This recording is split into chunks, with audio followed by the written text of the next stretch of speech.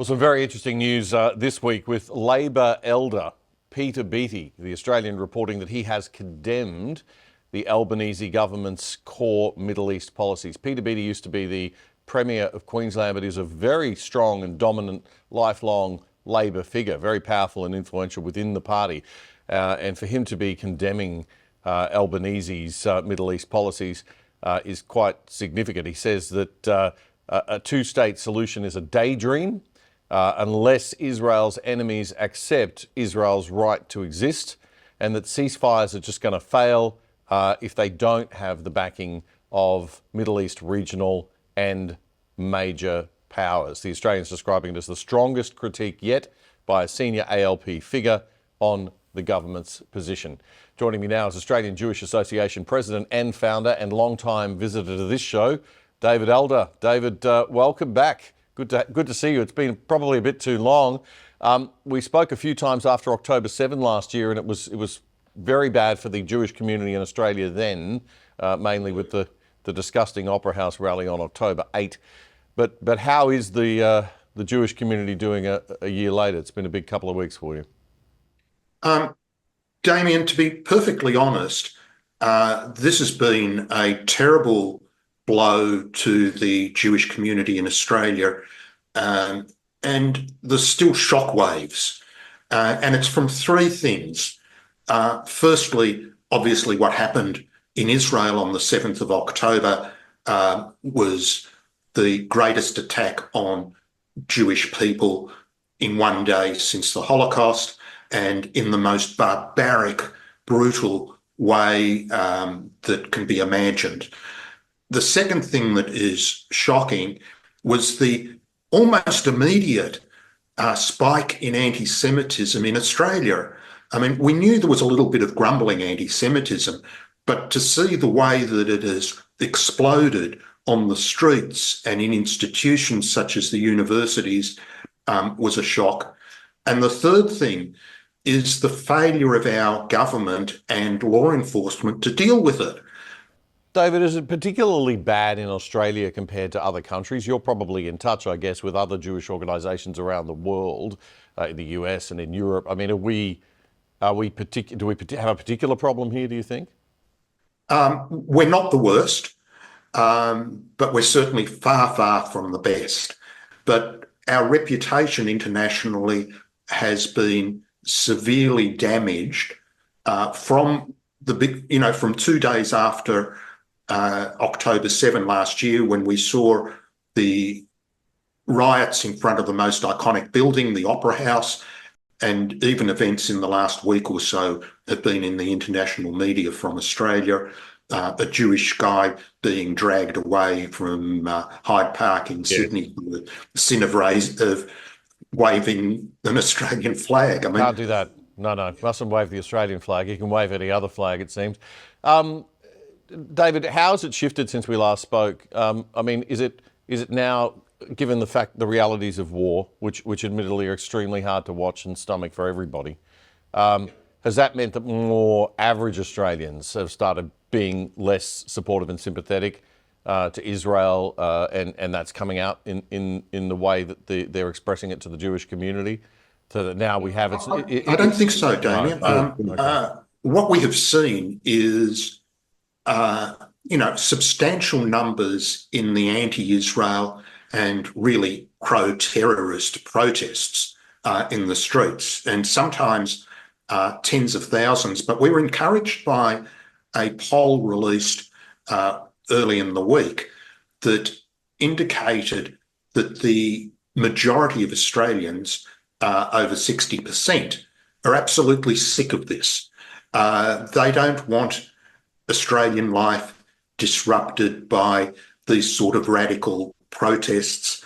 They're not fundamentally anti-Semitic. They might not have a lot of knowledge or interest in Middle East politics, but, that's over there.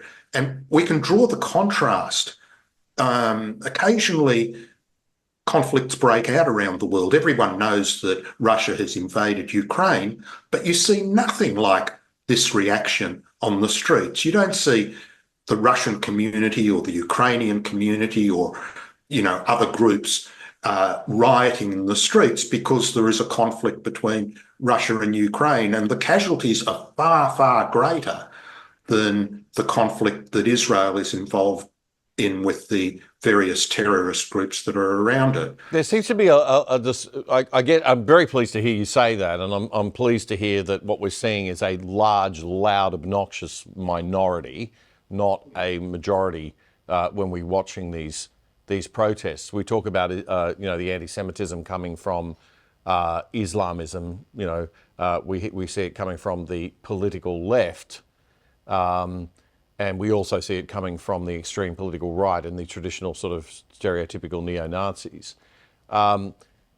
People seem to lack a certain degree of what I've noticed and what concerns me, and I'm interested in your take on this, but people seem to be lacking a bit of moral clarity around this war, that we're seeing the images on television, we're being emotionally stirred up by understandably, by the very sad situation of innocent people being in the way of this conflict, as they are in all wars. But there seems to be a lack of moral clarity that I haven't seen in Australia before. Are you concerned about the lack of moral clarity in this country right now? Of course. And Damian, it needs to be called out that this lack of moral clarity comes from the top. It is, to a significant degree, a failure of leadership. We expect our leaders to create some framework, some direction for the country.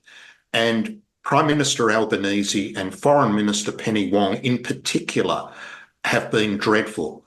And I'll remind people that when the October 7 attack occurred just over a year ago, within hours, that unrestrained, ugly terrorism was being displayed on social media and in the news. And within hours, Penny Wong called for restraint on Israel. While you're subject to the most unconstrained terrorist attack of recent years, she's already pointing at and criticising Israel. And that pattern has continued. You run the AJA, which is the more conservative and right-wing leaning of the Jewish organisations in Australia. I was a little surprised to see on the front page of The Australian last weekend, Mark Liebler, the Melbourne-based left-wing Jewish elder and community leader, joining Josh Frydenberg in saying that Labor has abandoned Israel. He was one of the big voices of the Voice referendum and a long-time supporter of a lot of the kind of left-wing woke social justice thinking that's got us into this mess.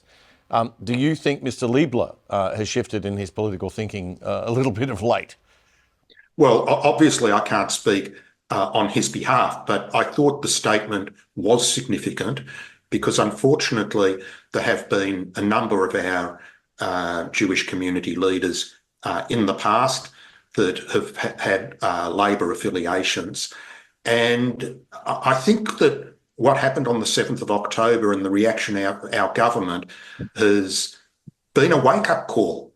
The failure to stand with the only democracy in the Middle East, the failure to deal with anti-Semitism, and indeed their policies are making the anti-Semitism worse. So I welcome Mark Liebler's statement. And you're right, your portrayal is generally right. AJA is the centre-right conservative organisation in the Jewish community. And one of the reasons that we've been so successful is because some other groups have moved to the left politically. Yeah. David, thanks so much again for your time. We do appreciate it and always like to have you on the show. Thanks very much. David Adler from the Australian Jewish Association. Here at The Other Side, we do not get more than $1 billion of taxpayer money like the ABC does to waste on fun stuff that we and our friends like while ignoring the public that we're supposed to serve. We have to rely on your support of this show.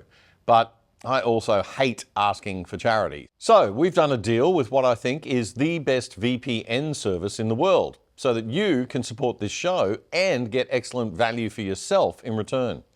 Private Internet Access VPN is a virtual private network. You download their app onto your phone, your TV, your computer, whatever you use, and it'll route all your data through a different server location so that you can't be tracked by the prying eyes of big government and big corporations. It keeps you and your family truly safe, and it will not massively slow down your internet speeds or make it harder to use your devices like some VPNs do.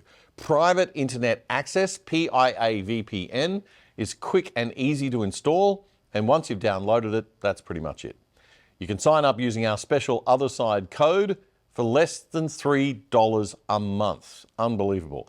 That is a whopping 83% off the normal price. And you'll get the first 4 months free, and you will be helping our show a lot. So get onto it. piavpn.com/otherside to get the special deal. And get this, if you've got a Netflix account, by signing on through a server in another country to Netflix, like the US, for example, you'll get access to that country's library of Netflix shows on your account as if you were in that country, which is also great if you want Netflix in a different language or something. piavpn.com/otherside. If you like that clip, there's more where that came from in our full show, The Other Side. You can watch it right here, the latest episode. And please subscribe to our channel by pressing the subscribe button right here or down here. And remember to click that notification bell too. It all helps. Join us and become part of The Other Side.